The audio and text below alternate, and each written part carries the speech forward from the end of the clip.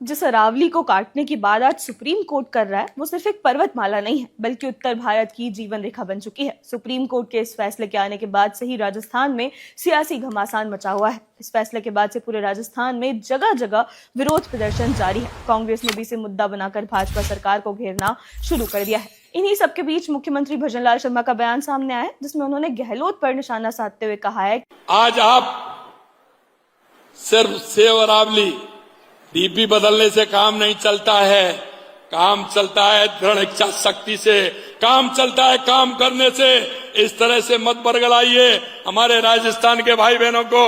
हम आपसे कहना चाहते हैं, हम किसी भी तरह से अरावली के साथ छेड़छाड़ नहीं होने देंगे कि सेव अरावली की डीपी लगाकर बरगलाने से कुछ नहीं होता। राजस्थान की जनता को बहकाइए मत। मैं आपको विश्वास दिलाता हूं कि अरावली से किसी भी तरह की छेड़छाड़ बर्दाश्त नहीं की जाएगी। सीएम ने यह भी कहा कि अरावली सिर्फ पहाड़ नहीं है बल्कि हमारी पहचान है और इसे बचाने के लिए मजबूत इच्छा शक्ति जरूरी है, न कि केवल सोशल मीडिया पर दिखावटी समर्थन।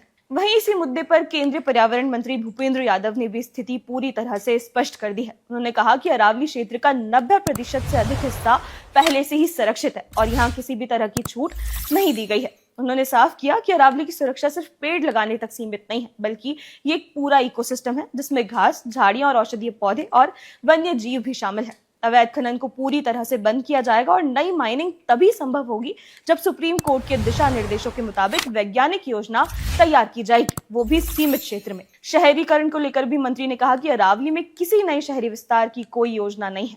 लेकिन इन तमाम बयानों और आश्वासनों के बीच अभी भी सबसे बड़ा सवाल जो है अधूरा है कि आखिर ये स्थिति पैदा ही क्यों हुई। जब अरावली की अहमियत इतनी स्पष्ट और निर्विवाद है तो उसकी परिभाषा बदलने या नए फ्रेमवर्क की जरूरत आखिर महसूस क्यों हुई। क्या पहले से मौजूद कानून नाकाफी साबित हुए या फिर खनन, रियल एस्टेट और जमीन से जुड़े दबावों के आगे सिस्टम कमजोर पड़ गया। इसी बहस के बीच वरिष्ठ पत्रकार रजत शर्मा का यह कहना है कि अरावली की वजह से दिल्ली की प्रदूषित हवा बाहर नहीं जा पाती। अब सवाल ये नहीं है कि हवा कहाँ अटकती है, सवाल ये है कि अगर अरावली नहीं होगी तो दिल्ली, एनसीआर और राजस्थान को रेगिस्तान बनने से कौन रोकेगा। आज असली मुद्दा राजनीति नहीं है बल्कि भविष्य है, क्योंकि अगर अरावली सुरक्षित रही तभी हवा, पानी और जीवन सुरक्षित रहेगा।